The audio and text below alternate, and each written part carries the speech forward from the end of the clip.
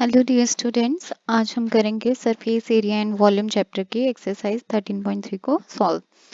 तो करते हैं question number 1 solve. Question number 1 है अ metallic sphere of radius 4.2 centimetre is melted and recast into the shape of cylinder of radius 6 centimetre. तो जब भी हम रीकास्ट करते हैं किसी शेप को, हमने दूसरी शेप में कन्वर्ट किया, मतलब कि जैसे यहाँ पे है कि इसको मेल्ट किया, तो मेल्ट क्या हुआ, ये जो स्फीयर था इसकी वॉल्यूम मेल्ट हुई। And recast into the shape of cylinder, recast into the shape of cylinder का मतलब है हमने सिलेंडर को बनाया, मतलब कि उसी जो वॉल्यूम को पिघलाया था उसी वॉल्यूम से हमने क्या बनाया, सिलेंडर को बनाया। तो इसका मतलब इन दोनों की वॉल्यूम क्या होगी, इक्वल होगी। तो बस वॉल्यूम को इक्वल करेंगे और उससे आपकी हाइट ऑफ सिलेंडर निकल जाएगी। तो यहाँ पे क्या है आपका, जैसे अगर हमें पिक्चर बना के करना है, तो जैसे ये स्फीयर है और इससे क्या बनना है, बन रहा है आपका, इससे बन रहा है, इसको पूरी स्फीयर को पिघलाया, राइट, और उससे क्या बनेगा आपका, सिलेंडर बनेगा। तो जब एक शेप को पूरा का पूरा पिघलाया जा रहा है तो उसकी क्या पिघलाई जा रही है, उसकी वॉल्यूम को हम पिघला रहे हैं। तो अ metallic sphere of radius 4.2 centimetre, तो ये रेडियस इसका 4.2 सेंटीमीटर था और इसका रेडियस क्या है, 6 सेंटीमीटर है। तो यहाँ लिख सकते हो आप 6 सेंटीमीटर और ये है 4.2 सेंटीमीटर। तो हम लिखेंगे यहाँ पे radius of sphere, radius of sphere is equal to r is equal to 4.2 centimetre, ठीक है। रेडियस ऑफ सिलेंडर डिफरेंट है तो इसको कैपिटल आर से लिख दो, 6 सेंटीमीटर आ जाएगा। लेट हाइट ऑफ सिलेंडर, क्या है height of cylinder, let suppose it is equal to h centimetre. According to question, according to question क्या है क्वेश्चन आपका, कि क्या बनेगा आपका यहाँ पे, volume of sphere is equal to, convert हो जाएगी वॉल्यूम ऑफ सिलेंडर में, वॉल्यूम ऑफ सिलेंडर में, राइट। तो वॉल्यूम ऑफ सिलेंडर क्या होता है, 4/3 पाई आर क्यूब, और वॉल्यूम ऑफ सिलेंडर होता है पाई आर स्क्वेयर एच। इसको हम इस तरह से लिख देते हैं, pi R square H is equal to 4/3 pi are cube. ऐसा क्यों किया हमने, जस्ट बिकॉज जो हमें फाइंड आउट करना था उसको हमने लेफ्ट साइड में लिखा, पाई से पाई कैंसिल हो गया और यहाँ पे जो एच चाहिए आपको, उसके साथ जो आर स्क्वेयर था वो क्या हो गया, अपॉन में चले गया, राइट। अब हम वैल्यूज पुट कर देते हैं, हमें स्मॉल आर और कैपिटल आर की वैल्यू पता है, 4.2 सेंटीमीटर, 4.2 सेंटीमीटर। ये क्वेश्चन है तो इजी लगते हैं देखने में, ठीक है, बट क्या प्रॉब्लम है इन क्वेश्चंस के साथ, कि आपको प्रैक्टिस होनी चाहिए किसके, कैलकुलेशन की। तो कैलकुलेशन की प्रैक्टिस आपको तभी होगी जब आप बार बार रिवाइज करोगे। 6 7 सा 42, तो ये आ गया 0.7, 6 7 सा 42, 0.7 सेंटीमीटर। सेंटीमीटर से सेंटीमीटर भी कैंसिल हो गया था, ये रह गया आपका 4/3 इंटू 4.2 सेंटीमीटर इंटू 0.7 इंटू 0.7। तो ये भी कैंसिल हो जाएगा, 14 3 सा 42। अब सारा आप सॉल्व कर लो, ठीक है, 14/10, 7/10 इंटू 7/10, इस सब को आप कैलकुलेट करोगे, 14 4 ज़ा 56, 7 7 ज़ा 49/1000। इसको कैंसिल इस तरह से मत करना, ठीक।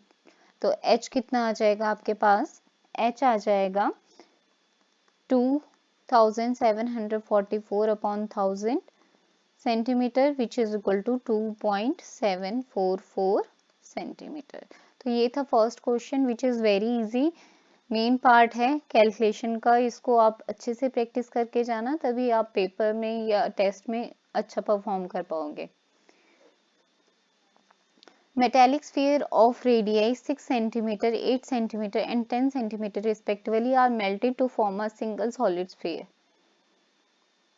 ये फर्स्ट हो गया आपका मेटेलिक स्फीयर जिसका कि रेडियस कितना था 6 सेंटीमीटर। फिर उससे बड़ा वाला स्फीयर आया जिसका रेडियस क्या था 8 सेंटीमीटर। उससे बड़ा सर्कल आया, बड़ा स्फीयर आया जिसका रेडियस क्या था 10 सेंटीमीटर।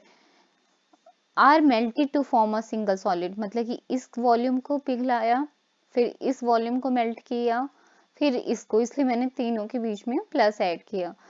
तो उससे क्या बना आपका एक सिंगल सॉलिड स्फीयर बना। तो you have to find the radius of the जो रिजल्टिंग स्फीयर बना उसका रेडियस बना।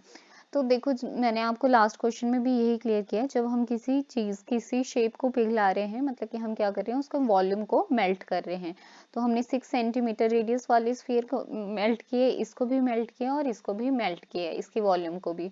तो इन तीनों की वॉल्यूम जब ऐड हुई तो एक बिगर आपका स्फीयर बना। तो बस यही है आपका question. Let radius of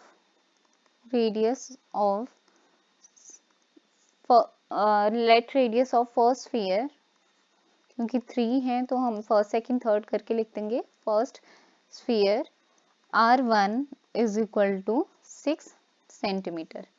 radius of second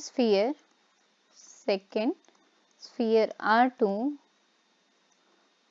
is equal to 8 centimetre. Radius of third sphere is equal to R3 is equal to 10 centimeter. Let radius of resulting sphere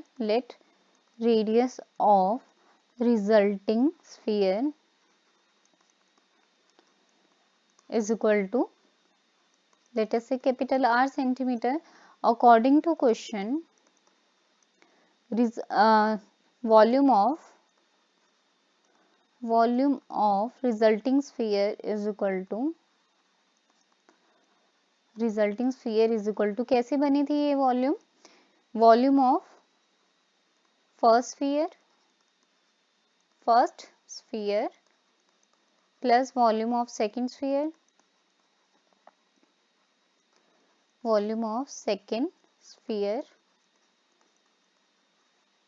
plus volume of third sphere.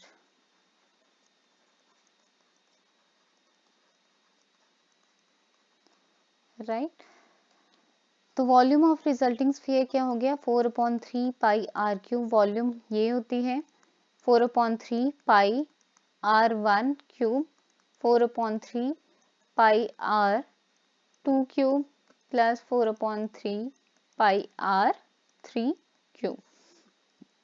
अब क्या करेंगे, मैंने आपको पहले भी जब videos में और क्वेश्चन करवाए हैं तो मैंने क्या कहा है आपको कि कॉमन लेना है, जितना कॉमन हम लेंगे उतनी ही कैलकुलेशन रिड्यूस हो जाती है।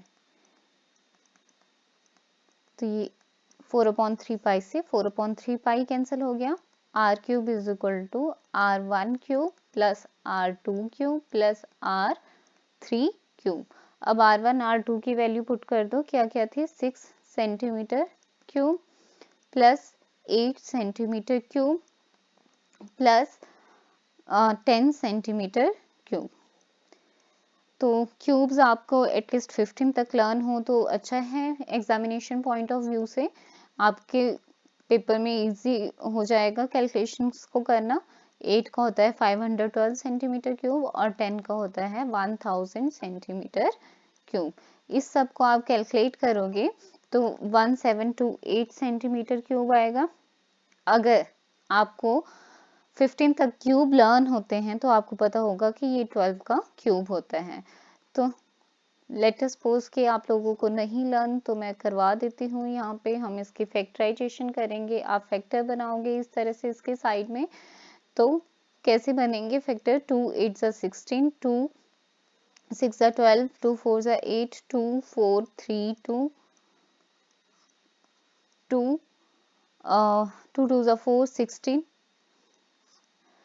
ठीक है, ये आपका 4 से भी 4 5 से 24, 4 से 16, 2 27,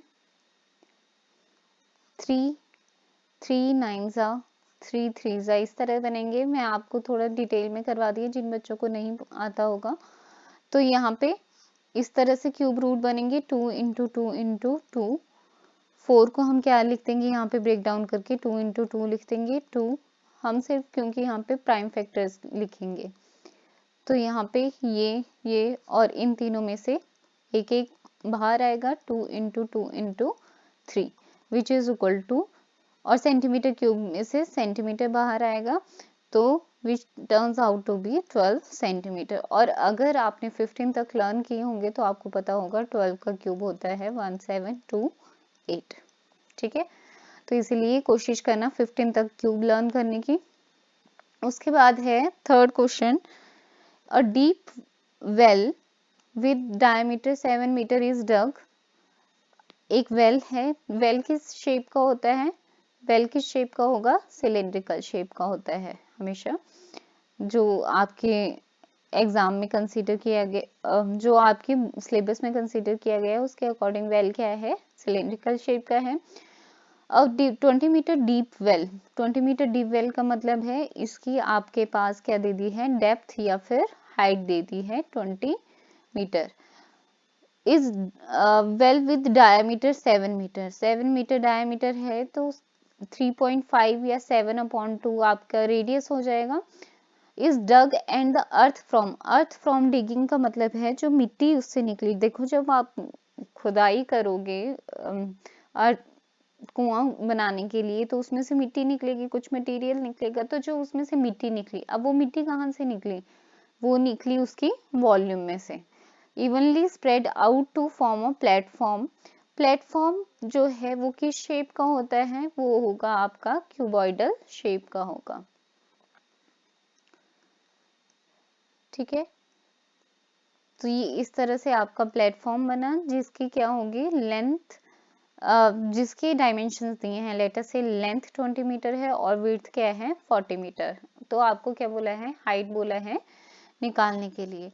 तो जो इसकी वॉल्यूम में से मिट्टी निकली उस वॉल्यूम का क्या बना? आपका प्लेटफॉर्म बना। और प्लेटफॉर्म की शेप होती है क्यूबॉइडल शेप की। तो मतलब कि इसमें क्या आएगा? Volume of cylinder is equal to volume of cuboid. लेकिन सबसे पहले आपको फॉर्मूलाज लर्न होने चाहिए।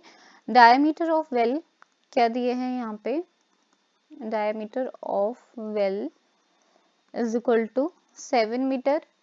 रेडियस ऑफ वेल कितना हो जाएगा फिर आपका? 7/2 मीटर। मैं डेसिमल में नहीं सॉल्व कर रही क्योंकि आगे कैलकुलेशन में इजी होगा इस तरह से। हाइट ऑफ वेल, अच्छा इसको कैपिटल आर से या स्मॉल आर किसी से भी लिख सकते हो। हाइट कितनी है यहाँ पे? 20 मीटर है। Length of platform, length of platform क्या है? Length of platform L is equal to 22 metre. Breadth या विड्थ ऑफ प्लेटफॉर्म कितना है? B is equal to 40 metre. ठीक है, उसके बाद लेट हाइट ऑफ प्लेटफॉर्म, जो आपको बोला था निकालने के लिए, height of platform is equal to h metre. ठीक है, सो अकॉर्डिंग टू